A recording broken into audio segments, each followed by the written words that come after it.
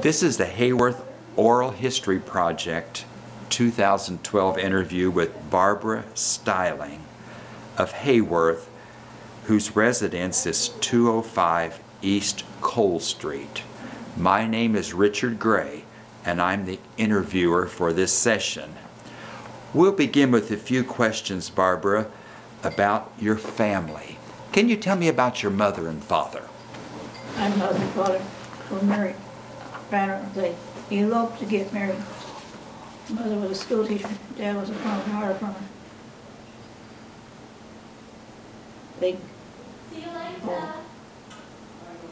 My dad came from a family of 9. I thought he had asses, never stayed with him. He had 6 brothers and 2 sisters. Brother came from a family of 11. She was youngest of 11. She lived at Lily, Illinois, on a family home, and my dad came up from Patoka, Illinois, and came up to Wickfield and Atlanta to work. And that's how they met at Dad's barn dance. He was a caller for the barn, and Mother ran around with a bunch of girls, and they wanted to find out what my dad's name was. So she got up to nerve at him, and he told her, he said, "Well, do you get the Farmer's Journal?" And Mother said, "Yes." He said, "Well, you know, they have a college student in that journal called Mother." No, she says, "Well, they have a pet name." Oh, I can't think of a pet name. Pancake or something like that. I forget.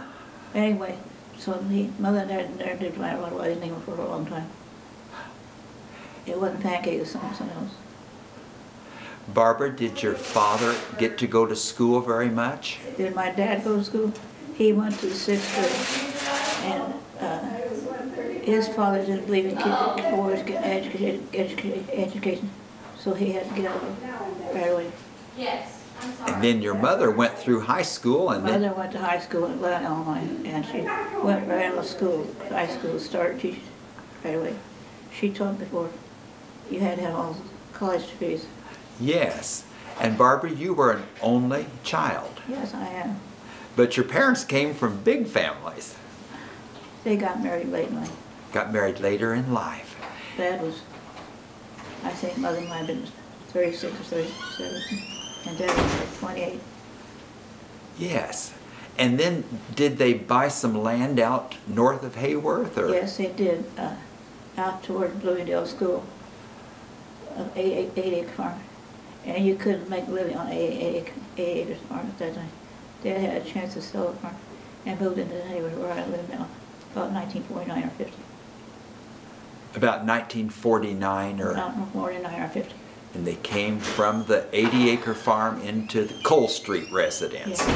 What did your father do then? Was he retired about that time? Or? No. He was still helping Harry Hamill. Harry Hamill was like a cousin farmer, and he helped him. And then when my dad went and lived for himself, he built a corn sheller and truck and jeep and done that kind of work too, until the machine was all set and it just wore out, and he got rid of it, and he done janitor work at the grade school for him. Yes. And drove a school bus for him.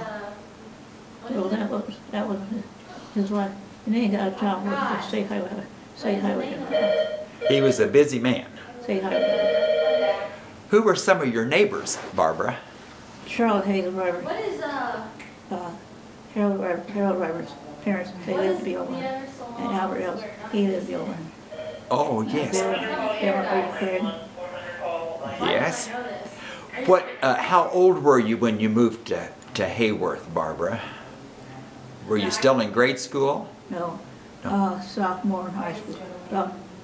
Maybe about 14, maybe.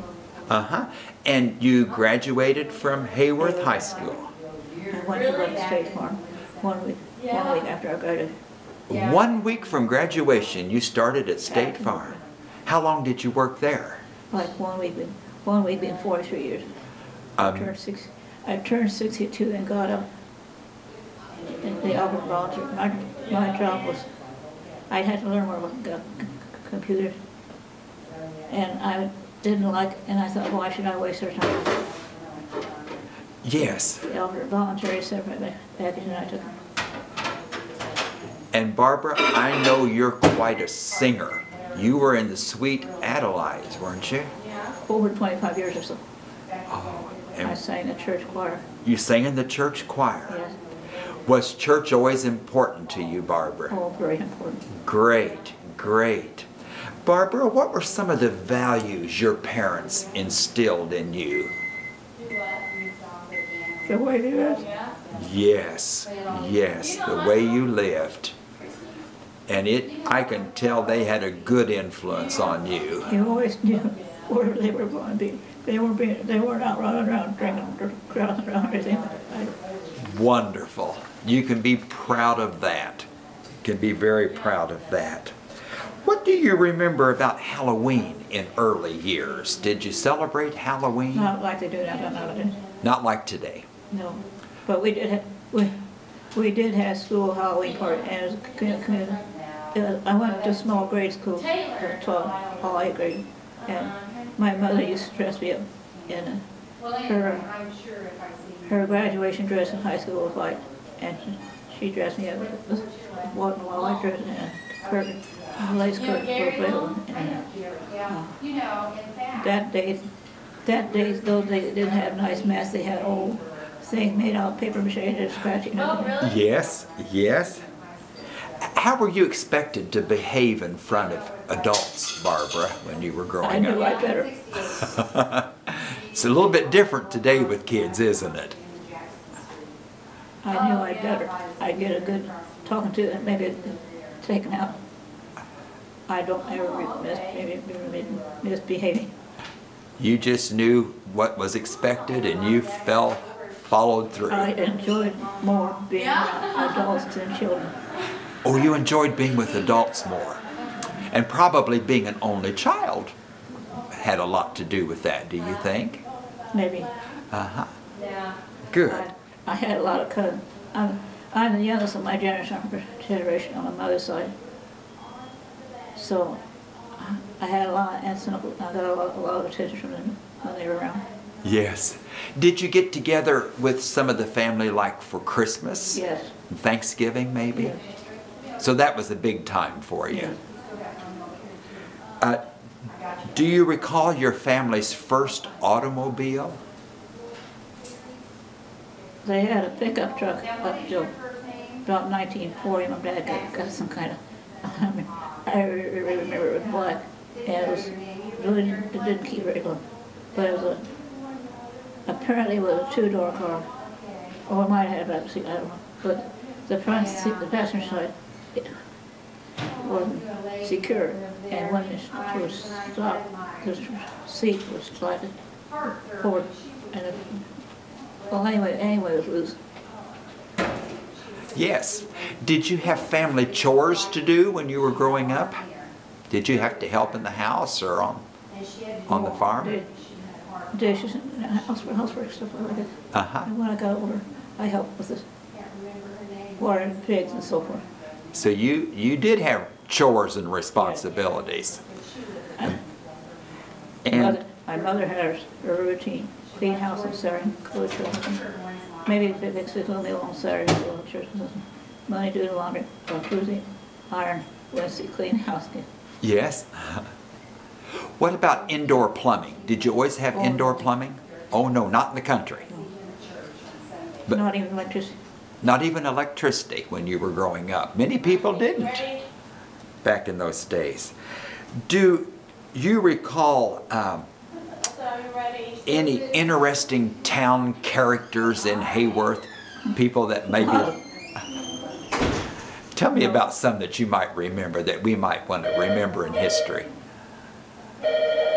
Did you know Dr. Wickfield? No, he passed on before we could. But I remember his wife. Mrs. Wakefield. Yeah. Mother used Mother when Mother was driving, she took her to the doctor. And Mother asked her on the way home if she wanted milkshake, or her sister, Wickfield didn't want no one milkshake. She said it was some kind of alcohol before I drink. And Mother says, try to explain to her, well, I don't drink, I don't indulge in alcohol. Oh, she doesn't indulge in alcohol, Mrs. Wakefield. That was good. That was good. But it's milk and maybe some kind of fruit or something. Yes. Ice cream. But your mother did take her to the doctor and things, Yeah. and helped out. That's wonderful. Did you know Laddie Wiseman? Oh, of course. Yeah. And his son, Richard, was it Richard? Richard, I think. Mrs. Moneymaker, did you know her? I had her for a music teacher. Oh, I didn't know you took piano lessons Yeah. then. Good. My mother and dad were tenant farms and moved around a lot. And so I had a lot of different music teachers. She was the last one I had. She was your last teacher. And when I went into high school, I gave it up. Piano playing. And it got away from me. So after I retired, I decided I'd get my mother's piano tune and take piano lessons again. I was like, after I retired, 60-some years old, and I take piano lessons from her north. And she dug out stuff I had played 50 years ago.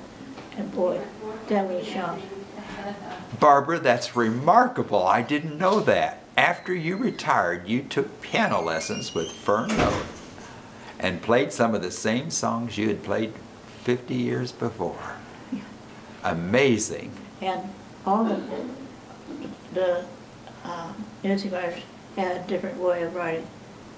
And all the pianos have a different touch. You don't think about those things. No, you don't. The No. pianos all have a different touch. I have my mother's piano as it takes 6 strong men to move it. Oh, 6 men to move that It's big just piano. That's just an expression, but it's heavy. But it's heavy. It's heavy. Barbara, do you remember any bad storms or tornadoes that came through Heyworth or the surrounding area? Well, about a year after my dad died, we had a tornado that went through Walpole. Went through Appellant. In 1962 or 63. And he's buried in a cemetery. It's not on the table. South of McLean and on west of Waysville. And it went through there. It was a cemetery. The cemetery's on a hill. And it had a lot of oak trees around it. And it just destroyed the whole thing. Stones were big as refrigerator. Stones were big as refrigerator, and picked up a Yes. Do you remember anything about Randolph or Lightaville? Do those, when you were growing up? not a whole lot.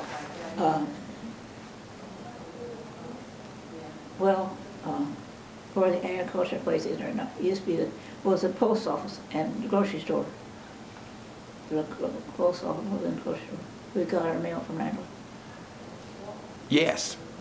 Barbara, what did you do for fun when you were growing up in Heyworth? You were a sophomore when you moved to town. What kind of activities? Just done the ordinary thing a kid do. Ordinary kid things. Yeah, went to basketball games and had fun. Had fun. Did they have girls' sports when you were in high school? Not like they do now. Not like today. No, I didn't think they probably did. They had some girls had summer baseball, but I didn't play. I didn't think I was good enough.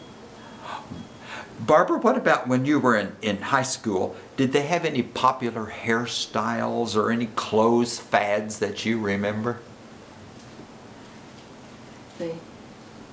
Their hair was neat. Was neat. Their guys combed their hair and kept it clean and dressed decent. Dressed decent. Didn't wear shorts. I mean, the boys didn't wear shorts. The girls were dressed or dressed dresses. The only time you wear pants slides to school is when it was really cold out. Yes. So that was a particular fad then, and that more of a modesty thing, wasn't it? Yeah. Yes. And my mother said, I wanted a special sweater, leather sweater for high school. Leather sweater, you know, with a... Like an H for Heyworth or something. Well, I want one. I didn't get one because we didn't have money to get one. we didn't get everything we wanted. Did you have any allowance, or did you have a job ever in high school? No. No. Only a couple of summers.